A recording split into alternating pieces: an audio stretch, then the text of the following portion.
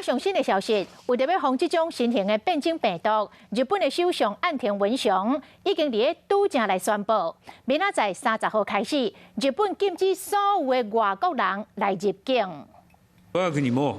最悪の事態を避けるために、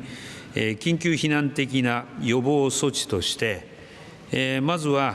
外国人の入国については、11月30日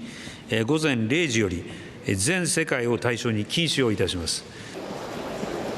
这嘛代表原本会当来入境的短期的商务旅客甲留学生，明仔载开始再日处方禁止进入到日本。若为南非等等传出到Omicron疫情的国家回国的日本人，是强制伫个指定的措施来隔离。岸田嘛来强调，这是伫个新型病毒相关的资讯出炉进前，为着保险的起见，临时采取的紧急的措施。